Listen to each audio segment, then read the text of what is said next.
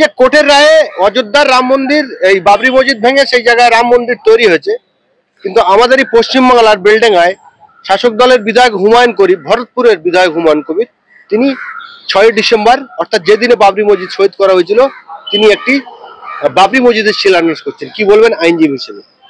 দেখুন, বাবরি মসজিদ ধ্বংস হয়েছিল অযোধ্যাতে, সেখানে শহীদ হয়েছিল 1992-তে। তারপরে কোর্টের রায়ে সেই ভগ্নাশেষ যেটা ছিল সেটা পুরোপুরি বিলীন করে সেখানে মন্দির হয়েছে, সেটা একটা আলাদা অধ্যায়। কিন্তু সেই অধ্যায়টার সঙ্গে ভারতবর্ষের রাজনীতির বিরাট একটা সংযোগ ছিল। রাম মন্দির, অন্যদিকে মুসলিমদের মধ্যেও একটা আবেগ কাজ করেছিল, বাবরি মসজিদ ভেঙে দিচ্ছে, মুসলিমদের ভাবাভাগে প্রচন্ড আঘাত পেয়েছিল। এবং সেই রায়টা অ্যাজ এ আইনজীবী সঙ্গে সঙ্গে একজন সাধারণ নাগরিক হিসাবে আমি সেই রায়টাকে সমর্থন করি না। কিন্তু কোর্টের রায়, কিছু বলার নেই, সুপ্রিম কোর্টের রায়, কিন্তু সেই রায়টা ঠিক করেনি তৎকালীন বিচারপতিরা, এই কথাটা আমি অবশ্যই বলবো। তাই যাই হোক, এখন আপনি যেটা বললেন যে মুর্শিদাবাদ জেলায় বেলডাঙ্গাতে যে বাবরি মসজিদ নতুন করে তৈরি হচ্ছে, এখানে আমি প্রথমেই সাধুবাদ জানাবো তার সাহসকে, তার হিম্মতকে, যে বিধায়ক হুমায়ুন কবির, ভরতপুরের বিধায়ক, উনি কিন্তু বারবার ওনাকে বলা হয়েছে শাসক দলের বিধায়ক। আমার মনে হয় শাসক দল কতটা ওনাকে সহযোগিতা করছে, কিন্তু ব্যক্তিগতভাবে অ্যাজ এ ধর্মপ্রাণ মুসলিম হিসাবে, তার সঙ্গে সঙ্গে উনি জনপ্রতিনিধি হিসাবে উনি বেলডাঙ্গা মুর্শিদাবাদে যে একটা বিরাট একটা পদক্ষেপ, একটা মসজিদ করতে যাচ্ছেন, শিলান্যাস করছেন, তার নাম দিয়েছে বাবরি মসজিদ। এখান থেকে ব্যাপারটা মানুষের মনের ভিতরে যে একটা খেদ ছিল, একটা কষ্ট ছিল মুসলিমদের মধ্যে, বিশেষ করে এই হুমায়ুন কবির এই ঘটনার মধ্য দিয়ে বিশেষ করে পশ্চিমবঙ্গের মুসলিমরা তারা কিন্তু কিছুটা শান্তি অনুভব করে। এটা হুমায়ুন কবিরকে অত্যন্ত সাধুবাদ জানাবো।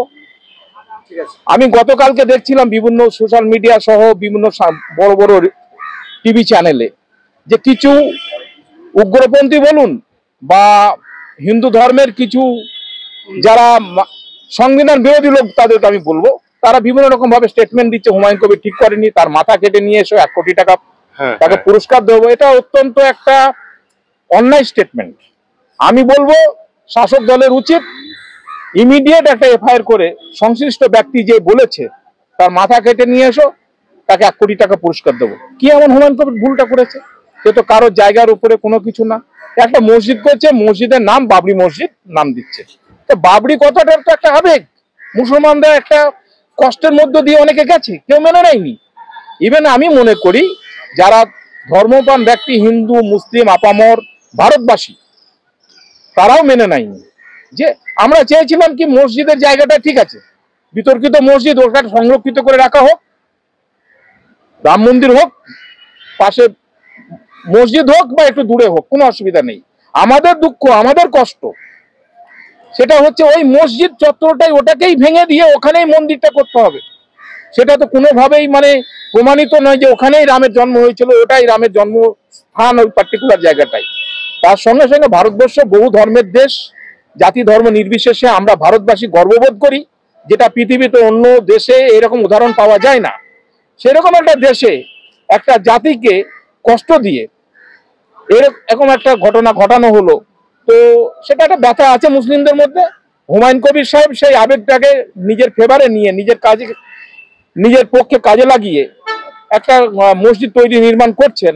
এটা আমি অত্যন্ত ওনাকে সাধুবাদ জানাবো। ওনার পাশে আমরা আছি, প্রয়োজনে ওনাকে আর্থিক যদি কোনো সহায়তা দরকার হয় আমরা করবো। আজ মুসলিম হিসাবে আমি দ্বিধাবোধ করবো না। এই যে আপনি বললেন যে কোন এক ব্যক্তি যে হুমায়ুন কবির গোলা কেটে নিয়ে আসলে 1 কোটি টাকা দেবে, এবং কিছু কিছু মানুষ বলছেন যে বাবরি মসজিদ নিয়ে বিতর্ক করছেন। আমাদের ভারতবর্ষে তথা পশ্চিমবাংলায় বিভিন্ন মনীষী, রবীন্দ্রনাথ, কাজী নজরুল, নেতাজি সুভাষচন্দ্র, বিভিন্ন মনীষীদের নামে বিভিন্ন স্টেশন, বিভিন্ন হাসপাতাল করা হয়।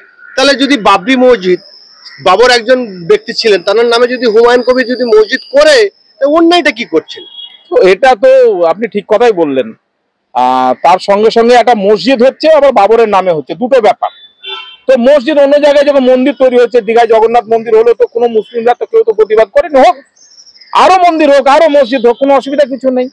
এইবার প্রশ্নটা হলো একটা পার্টিকুলার একটা ব্যক্তির নামে, বাবর বলুন বা মুঘল সম্রাটদের নামকে মিটিয়ে দিয়ে বিভিন্ন রকম যে ঘটনাগুলো ঘটছে, তো এটা একটা অন্ধতা বলুন বা একটা মূর্খতার পরিচয়। প্রশাসনের বা সেন্ট্রাল গভর্নমেন্ট বলুন বা রাজ্য সরকার যারাই এর মদত দিচ্ছে, যারা এই সমস্ত জিনিসগুলোকে প্রশ্রয় দিচ্ছে, যে বিগত দিনের যে সমস্ত মুঘলদের আমলে যেগুলো তৈরি হয়েছে সেগুলোকে মিটিয়ে ফেলতে হবে, ভারতবর্ষের সংস্কৃতিকে জাগ্রত করতে হবে, তাহলে তো ভারতবর্ষের জায়গাই থাকবে না।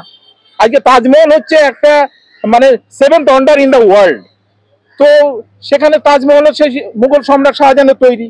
লালকেল্লায় তোমাকে প্রত্যেক বছরে 26শে জানুয়ারি প্রধানমন্ত্রী ভারতবর্ষে তিনি লালকেল্লায় দাঁড়িয়ে পতাকা উত্তোলন করে সেখানে উনি ভাষণ দেন জাতির উদ্দেশ্যে।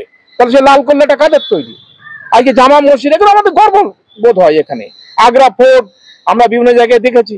তো এগুলো যারা করছে এটা হয়তো রাজনৈতিক স্বার্থে করছে, একটা সম্প্রদায়কে একটা জাতিকে তাদের পক্ষে টানার জন্য, অর্থাৎ হিন্দু ভোট কটাকে নেওয়ার জন্য মুসলিমদের আবেগের, মুসলিমদের বিরুদ্ধে দুটো কথা বলে হিন্দু আবেগকে কাজে লাগিয়ে, তো সেখানে সেটা মানে সমর্থনযোগ্য নয়।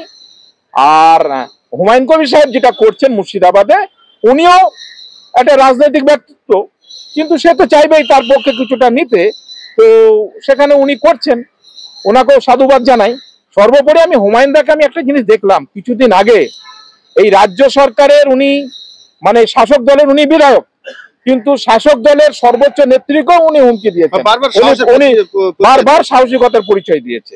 তাই 1 কোটি টাকা দেব পুরস্কার, উনার মাথা কেটে নিয়ে আসা, এই কথা বলে হুমায়ুন কবিরকে দমানো যাবে না, উনি করবেন। আর আমার কাছে ব্যক্তিগত স্তরে যতটা খবর আছে, মুর্শিদাবাদের আপামর জনসাধারণ ওনার পক্ষে আছে। এই মসজিদ নির্মাণ তো একটা বিরাট যজ্ঞের ব্যাপার, আমি অতটা জানি না কোন জায়গাটায় কিরকম আকারে উনি মসজিদটা করছেন। তো একটা যে সামাজিক কাজ, একটা ধর্মীয় কাজ, কেউ যদি চাঁদা দেয়, কেউ যদি অর্থ সংগ্রহ করার ওনার প্রয়োজন হয়, উনি সেটাও করতে পারেন। সেই জন্য ওনাকে হুমকি দিয়ে, যে কথাটা আমি বলতে চাচ্ছিলাম, যে ওনাকে হুমকি দিয়ে এরকম একটা কাজ থেকে বিরত করা, এটা হুমায়ুন কবির মানবে না। ও কিছুদিন আগে বলেছে আমি বিধায়ক হয়ে জন্মাইনি, আর বিধায়ক হয়ে আমাকে মরতে হবে, তাও কিছু ব্যাপার নয়, যদি মরার দিন আসবে, মৃত্যুর দিন আসবে, সে মরতে হবে, সে আমার মনে হয় তোয়াক্কা করবে না।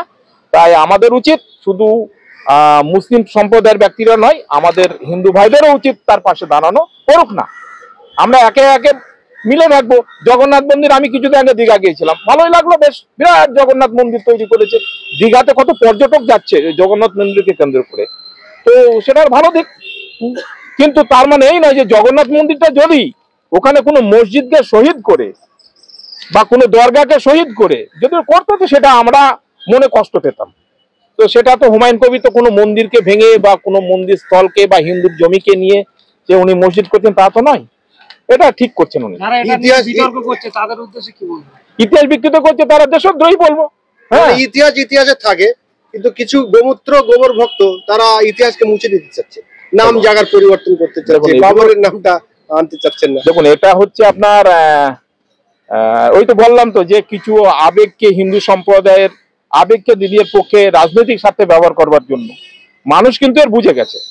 যদি বুঝে গেছে, এই জন্যই বলবো এই রাম মন্দির ধর্মীয় ভাবাবেগকে কাজে লাগিয়ে বিজেপি বিরাট ফায়দা লিখেছে। এই বিগত দিনে তারা সরকার গঠন করেছে, ভালো সিট পেয়েছে, 2 থেকে তারা 180 নিয়ে এসেছিল।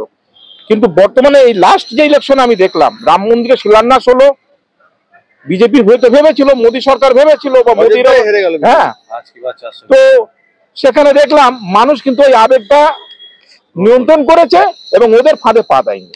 তো সেটা একটা ভালো নিদর্শন। একটা হচ্ছে একটা শেষ প্রশ্ন, মানে কিছু নেতা, মানে আরএসএস এর কিছু নেতা, তারা বলছেন যে বাবর যেভাবে ভারতবর্ষে আক্রমণ করেছিল, যেভাবে ভারতীয়দেরকে মারধর করেছিল, মারা হয়েছিল, সেই জন্যই বাবর যে সমস্ত জিনিস এখানে তৈরি করেছে তা সেই আমলে সেগুলোকে ভেঙে দেওয়াই উচিত। দেখুন, এটাই তো বারবার বলছি, ইতিপূর্বে বাবর কেন, আমাদের তো 200 বছর রাজত্ব করে ব্রিটিশরা আমাদের ভারতবর্ষের কত সম্পদ লুটপাট করে নিয়ে চলে গেছে। আজকে আমরা যেখানে দাঁড়িয়ে আপনাদের সাংবাদিকদের সামনে আমি যে বক্তব্য রাখছি, সেটা হচ্ছে কলকাতা হাইকোর্টের প্রেমিসেস। এই হাইকোর্টের বিল্ডিংটাও ব্রিটিশ আমলে তৈরি। যদি এইরকম বিগত দিনের শাসকদেরকে যদি আমরা ঘৃণা করি, তাহলে তো ভারতবর্ষের জায়গায় থাকবে না।